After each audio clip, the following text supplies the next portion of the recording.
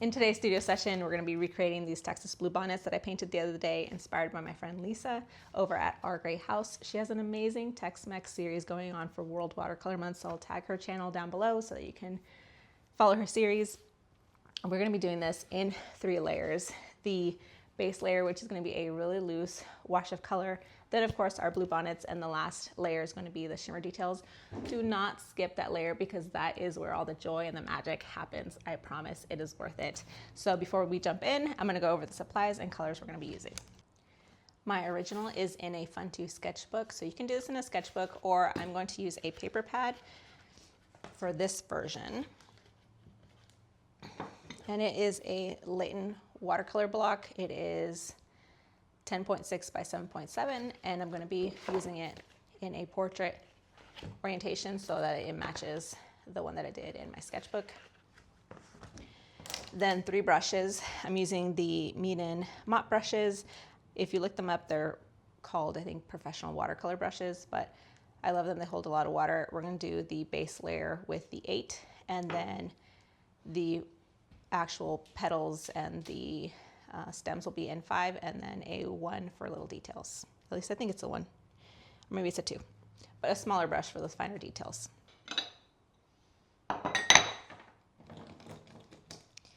For our colors, we'll be using Cobalt Blue for the background.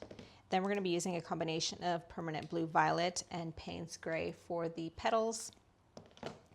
Then Sap Green for the stems, and then a little bit of highlight for the background, and then Permanent Red Violet for the little highlights in the center. We're going to start with a number 8 brush, and we're going to wet our paper. You can tape this off if you want to, but I like to have very rough edges, so I'm just going to leave mine as is. And you're going to want to be very generous with the water because we want that cobalt blue to just glide on the paper. And we're going to try to focus that cobalt blue on the top so that we can add our light sap green on towards the bottom after we've added the stems and the petals.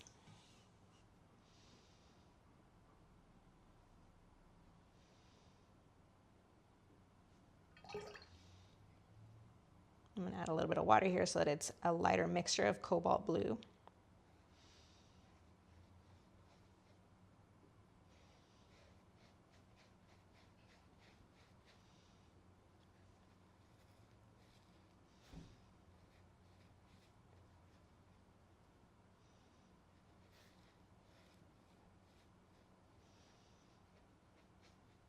And you can add this in however way you want. I am just being very loose with it, and then I'm going to come in with a little bit of splatter towards the edges.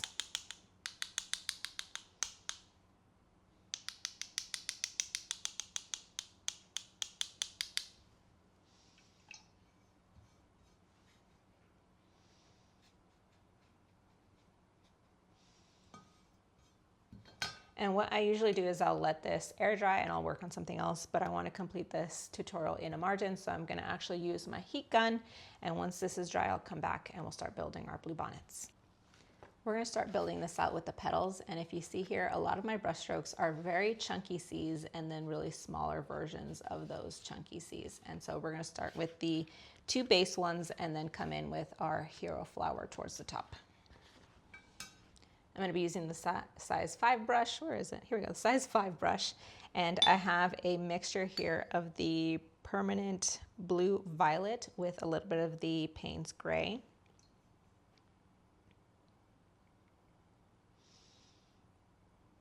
It's just enough to make it a little bit darker and have a little bit of that blue hue. And we're going to start with the larger petals towards the bottom and work our way lighter, and then leave a little bit of space for those tiny blooms that have yet to pop. And so we're going to add those in with the sap green.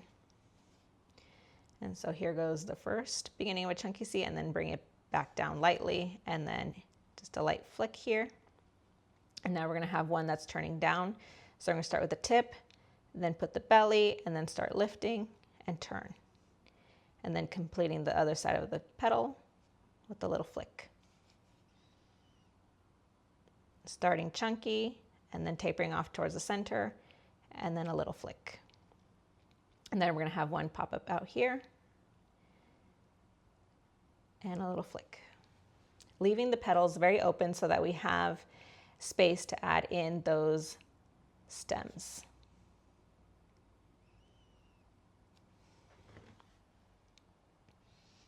Now we're going to move on to our next small supporting flower. I like to do things instead of 3, usually 1 really large one and 2 supporting blooms. We're going to do this one a little bit higher. So we're going to start off with the highest petal.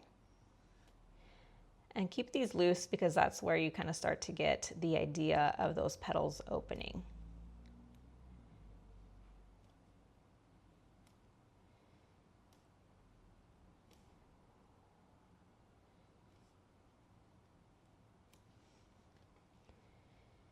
Now we're going to move on to our larger hero flower, and we're going to start with the topmost petal so that we leave enough space for those small blooms at the top, or else you have the possibility of working off the page.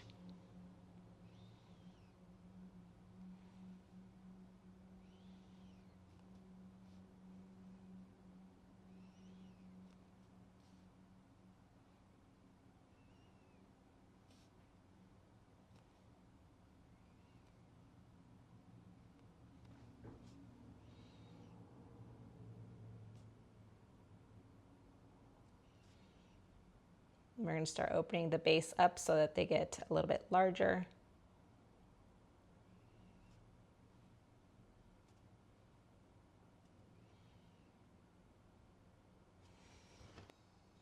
Okay, now we're going to come at the sap green, and I'm going to use a smaller brush. This one I think is like a 2 or a 3, but whatever you're comfortable with, to add in the stems and the lighter blooms towards the top. And so we're just going to come in with the sap green and fill in the spaces that we left.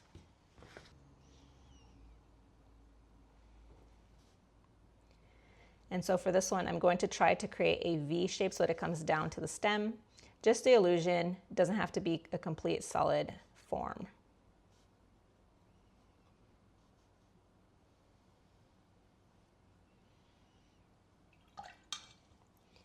And I'm going to actually go in and add a little bit of Payne's gray to the sap green just to make it a little bit darker, because I think that looks a little light compared to what I did the first time.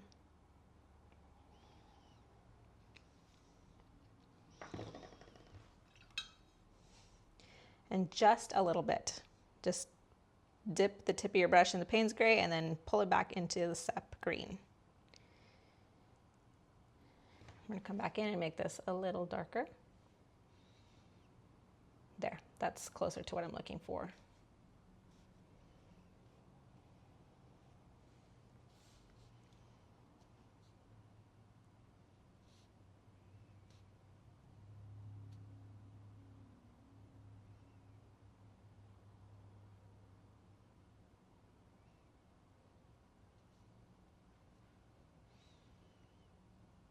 And now we're going to add our small blooms here, and we're going to do the same thing, just in a smaller scale.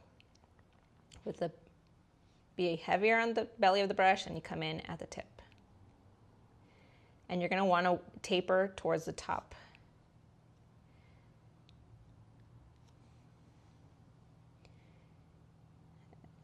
And now we're going to work on our 2 smaller flowers.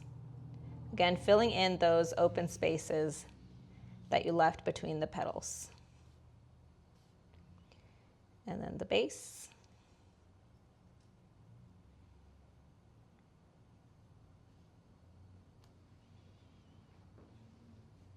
Same thing with the other one.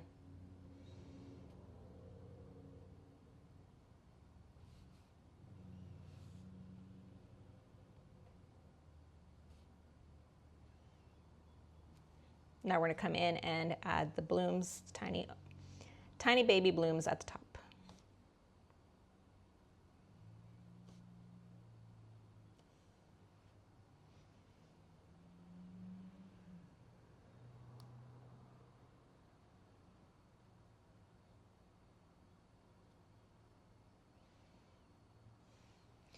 And now we're going to add the leaves, and if I remember correctly, it has like the leaves are kind of pointed in groups of 5, so that's what I did here. So we're going to pull out a stem, make the first leaf, and then fill in with 4 supporting leaves.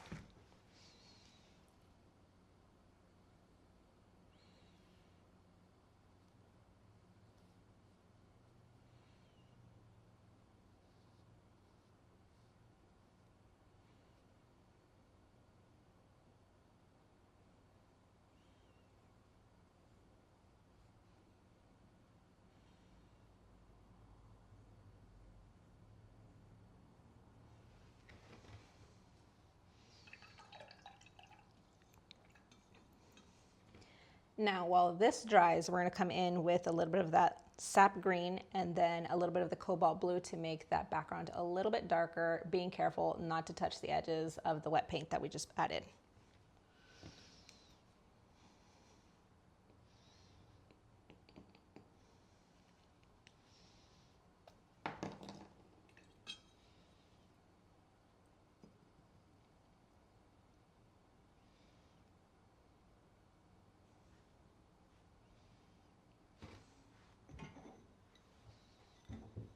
And I want this to be very light, so I'm actually going to pull it here. Add a little bit more water, just make a really light wash. And this is going to be heavier. We're going to use this more towards the area where the petals are, and just be careful not to touch. I'm just coming in with some clean water and pulling this watercolor around.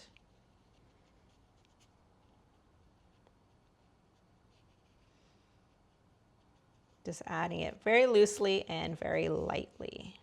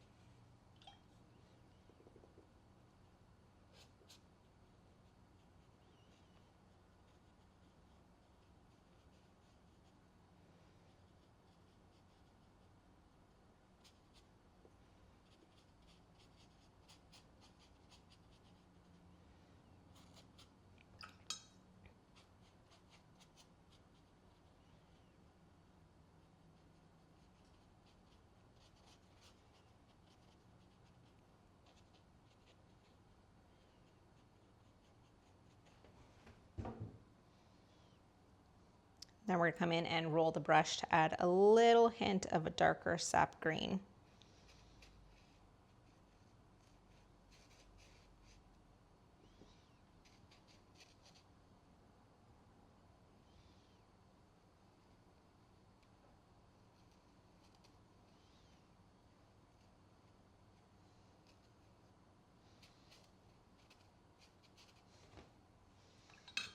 And now a little bit of splatter.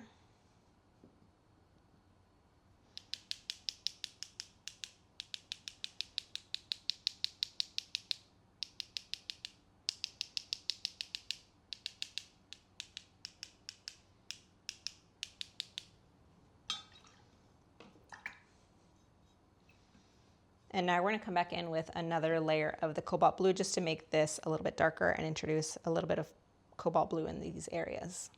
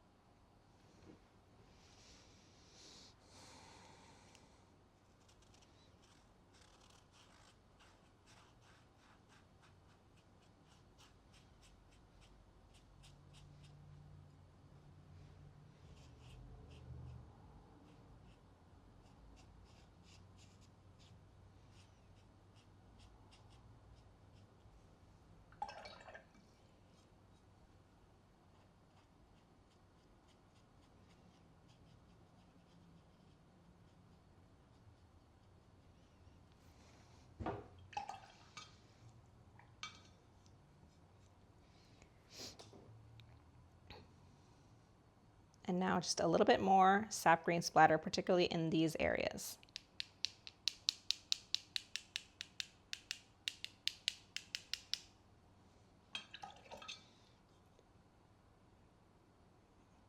And cobalt blue right in here.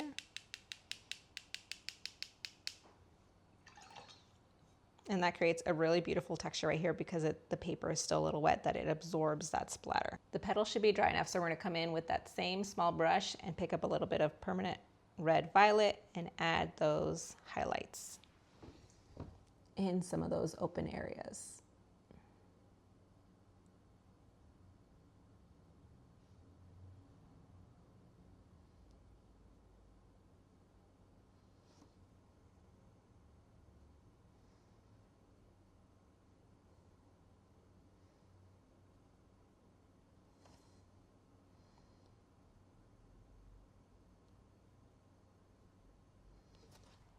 I'm going to come in with a little bit more of our permanent blue violet Payne's gray mixture just to add a couple highlights on some of those petals, particularly the larger ones.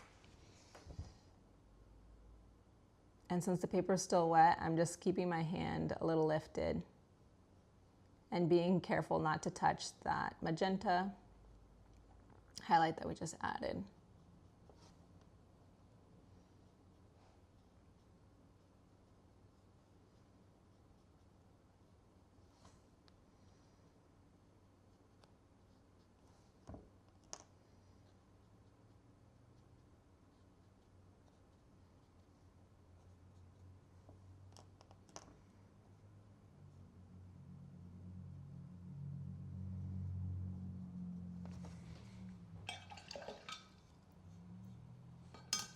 Now I'm going to dry this layer again and come back in and we're going to add the shimmer. I'm going to be using this palette from Arteza. It's the one that I keep here in my mobile studio setup, and I'm going to be using that smaller brush we were using for the stems. I'm going to be using, I think, this purple. You can choose whatever color you want. I like to go with whatever color is closest to the color that I used in the petals. And you can add it in the entire petal, but I like to just add little highlights here and there. And I'm just going quickly, just adding a few marks on some of the petals.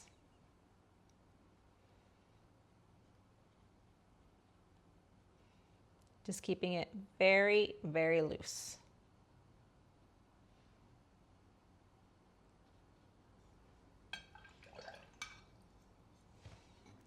Now for the sap green, I think I'm going to use this one. I always forget, but one of them works better than the other on lighter greens. It's this one.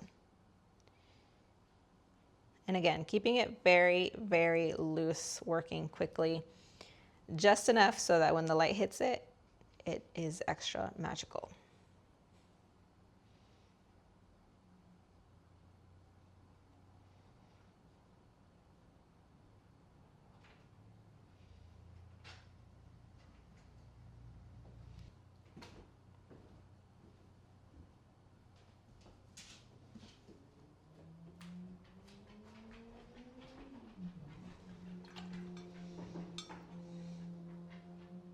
I'm going to use that same green and add a little splatter in the green areas.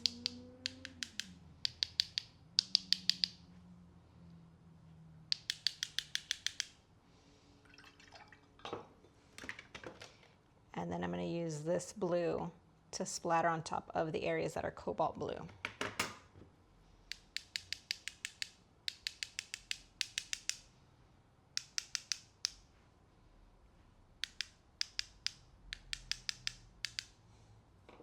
I like to add in hearts, so I think I'm actually going to come in and add a shimmer heart here. Sorry, I'm not sure about that.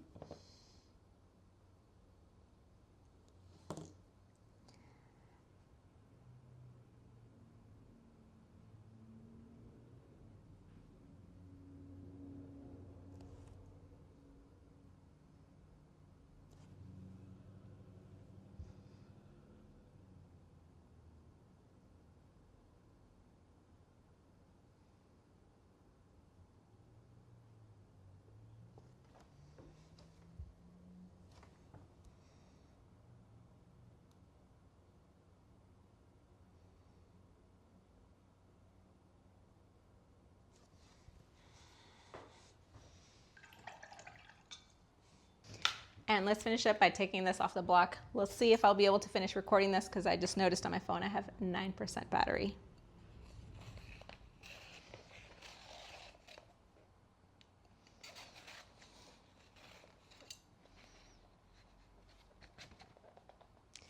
And here's our gorgeous trio of Bluebonnets. I hope that you found this tutorial really fun, and if you recreated this, I want to see what you created. You can either tag me in a social media post or send me a direct message with a picture of your Bluebonnets. Thank you so much again for joining me for this studio session. Until next time, stay wild.